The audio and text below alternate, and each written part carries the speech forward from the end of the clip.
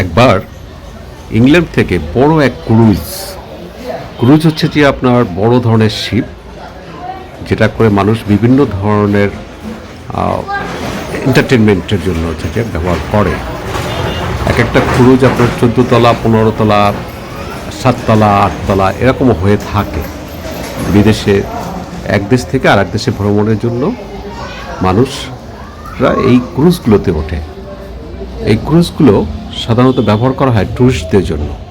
ট্যুরিস্টরা একসাথে 5টা-7টা দেশ ঘুরে এই ক্রুজে করে তাদের সময় কাটায়, বোরিং যে টাইমগুলো আছে সেগুলো পাস করে। বিদেশিদের একটা অভ্যাস হচ্ছে যে তারা 1 মাস, 2 মাস, 3 মাস, 6 মাস পরে একটা ট্রাভেল করবে বিভিন্ন কারণে। আর ট্রাভেল করা মানুষের জন্য খুব উপকারী। অনেক ধরনের মানসিক রোগ থেকে, শারীরিক রোগ থেকে রক্ষা করে।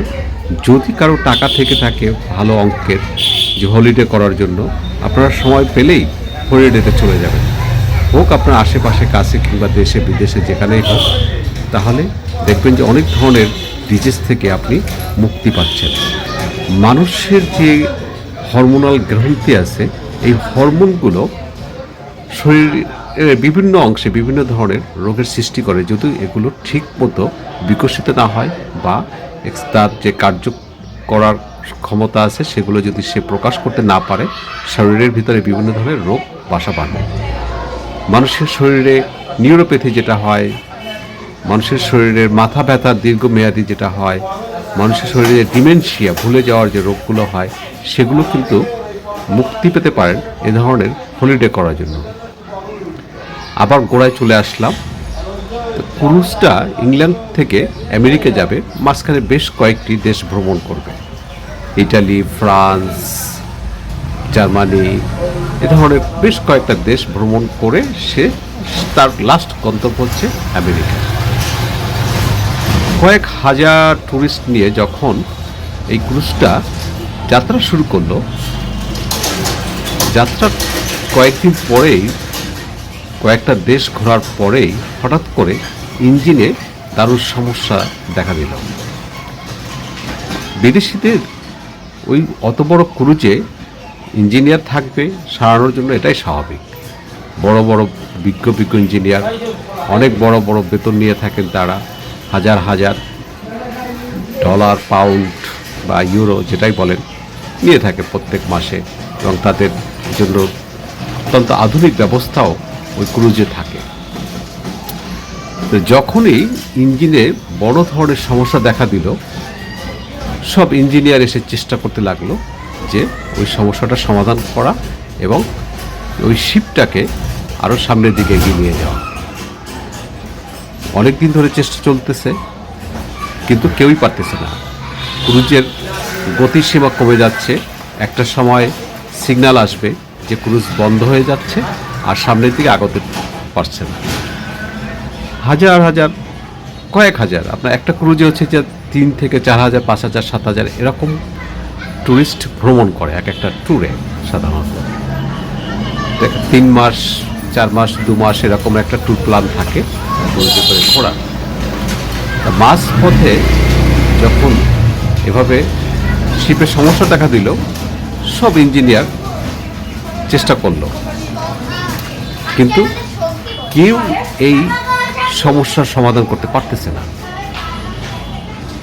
তখন শেষে মাইকে, যে ইন্টারনাল যে মাইক সিস্টেম থাকে, যে অ্যালাউন্স সিস্টেম থাকে, ইন্টারনাল স্পিকার সিস্টেমে অ্যালাউন্স করা হলো, যদি শিপের ভিতরে কোনো ইঞ্জিনিয়ার থেকে থাকেন, শিপ ইঞ্জিনিয়ার বা মেকানিক্যাল ইঞ্জিনিয়ার যেটাই বলেন, তাহলে তার সাহায্য তারা আশা করতেছে। এভাবে একটা ঘোষণা দেওয়া হলো।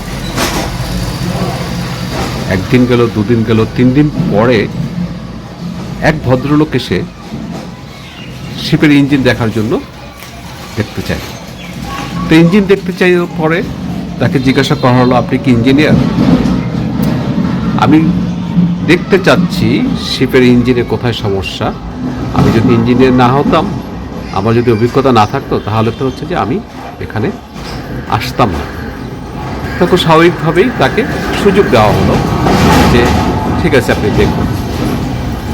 তা উনিও 2 থেকে 3 দিন ধরে ইঞ্জিনের বিভিন্ন জায়গায় বিভিন্ন ধরনের সমস্যা দেখলো, কোথায় কি আছে না আছে। এই 3 দিন পরে উনি সিদ্ধান্ত উপনীত হলো একটা জায়গায় যে একটা স্ক্রুকে টাইট দিতে হবে এবং 2টো বাড়ি দিতে হবে। 2 থেকে 3 মিনিটের কাজ। তা উনি ওখানকার যে স্ক্রুজের যে সর্বাধিনায়ক থাকে তাকে ডাকা হলো। উনি বললো যে আমি এই শিপ ঠিক করে দিতে পারবো, আমি এই শিপ ঠিক করে দিতে পারবো, কিন্তু আমার যে পারিশ্রমিক হবে তার পরিমাণ হবে হচ্ছে 30,000 মার্কিন ডলার। তা স্বাভাবিকভাবেই হচ্ছে যে 30,000 মার্কিন ডলার এটা কোনো ব্যাপারই না। 30,000 মার্কিন ডলার দেওয়ার জন্য হচ্ছে যে শিপের যে সর্বাধিনায়ক উনি প্রস্তুত ছিলেন এবং রাজিও ছিলেন, হয়ে গেলেন। কন্ট্যাক্ট হলো, 30,000 মার্কিন ডলার দিবেন। তখন ওই যাত্রী ইঞ্জিনিয়ার উনি যে ওই স্ক্রুটা টাইট দিলেন এবং 2টো টাক দিলেন হাতুড়ি দিয়ে, হ্যামার দিয়ে, স্পেসিফিক হ্যামার, আমাদের মতো এই ধরনের হ্যামার না, স্পেসিফিক কিছু হ্যামার থাকে শিপের ইঞ্জিন ঠিক করার জন্য, আর স্ক্রু টাইট দেওয়ার জন্য রেঞ্জ থাকে। ওগুলো দিয়ে 2 থেকে 3 মিনিটের ভিতরে তিনি শিপ আবার নতুন করে স্টার্ট করিয়ে দিলেন। যখন উনি পেমেন্ট নেওয়ার জন্য সর্বাধিনায়কের কাছে গেলেন, তখন তিনি বললেন যে তুমি মাত্র 3 মিনিট কাজ করছো, 3 মিনিট কাজের জন্য হচ্ছে যে $100 করে যদি হয় তুমি $300 পেতে পারো, তুমি কেন $30,000 আমার কাছে দাবি করেছিলে? তখন ওই যাত্রী ইঞ্জিনিয়ারের উত্তর ছিল, আমার এই 3 মিনিটের কাজ একটা স্ক্রুকে টাইট দেওয়া এবং হ্যামার দিয়ে 2টো বাড়ি দেওয়া, এটা শিখতে আমার 30 বৎসর লাগছে। আমি 30 বৎসর ধরে আমি শিখেছি। এটা আমার 3 মিনিটের পারিশ্রমিক না, এটা আমার হচ্ছে যে 30 বৎসরের পারিশ্রমিক, 30,000 মার্কিন ডলার। তখন স্বাভাবিকভাবেই সর্বাধিনায়ক ওনার প্রশ্নের উত্তর পেয়ে উনি কনভিন্স হলেন এবং তাকে $30,000 দিয়ে দিলেন। পুরো গল্পটার একটা মোরালিটি আছে, একটা মোরাল কথা বা সার সংক্ষেপ এটাই যে আপনি যে কাজই করেন ওই কাজেই আপনি লেগে থাকুন, ওই কাজে আপনি অভিজ্ঞ হন। আপনি মেকানিক্যাল ইঞ্জিনিয়ার হন, আপনি পাওয়ার ইঞ্জিনিয়ার হন, আপনি অটোমোবাইল ইঞ্জিনিয়ার হন, আপনি সিভিল ইঞ্জিনিয়ার হন, আপনি ইলেকট্রনিক্স, ইলেকট্রিক্যাল যে কোনো ধরনের ইঞ্জিনিয়ারিং হন, কিংবা যে কোনো ধরনের ব্যবসা প্রতিষ্ঠা আপনি রান করান, কিংবা যে কোনো কাজ আপনি করেন, আপনি ওই কাজ ধরে আপনি লেগে থাকেন। আপনার অভিজ্ঞতা আপনাকে একদিন সফলতার পথ দেখাবে, এটা নিশ্চিত গ্যারান্টি। এটা হচ্ছে যে আপনার বাস্তব অভিজ্ঞতা এবং হচ্ছে যে বাস্তবতা, যে হচ্ছে যে আপনাকে একটা সময় আপনাকে সফলতার পথ দেখাবে আপনার অভিজ্ঞতা। যে কোনো প্রতিষ্ঠানের যে বড় সব থেকে বেশি অভিজ্ঞ, যার অভিজ্ঞতার ঝুলিতে সব থেকে বেশি তথ্য থাকে, তাকেই সাধারণত ওই প্রতিষ্ঠানের কর্ণধার তৈরি করা হয়, ওই প্রতিষ্ঠানের কর্ণধার হিসেবে তাকে নিয়োগ দেওয়া হয়, ওই প্রতিষ্ঠানের সর্বাধিনায়ক হিসেবে তাকে গণ্য করা হয় এবং তার প্রাপ্য পারিশ্রমিকটাও থাকে সর্বোচ্চ পরিমাণে। সুতরাং কোনো কাজকে আপনি অবহেলার চোখে, ছোট চোখে দেখবেন না। আপনি যে কাজই করুন সেই কাজে অভিজ্ঞ হন, সেই কাজে আপনি পারদর্শী হন, সেই কাজের সবার থেকে আপনি অভিজ্ঞতা ছাড়িয়ে যান, তাহলে আপনি দেখবেন একটু আপনার প্রাপ্য যে মজুরি, যে পারিশ্রমিক, সেটা আপনি পাবেনই এবং আপনি জীবনের সফলতা নিয়ে আসতে পারবেন। ধন্যবাদ পুরো ভিডিওটা দেখার জন্য। আপনার যদি কমেন্টস থাকে আপনি প্লিজ কমেন্টস করবেন, লাইক কিংবা শেয়ার করবেন। ধন্যবাদ সবাই।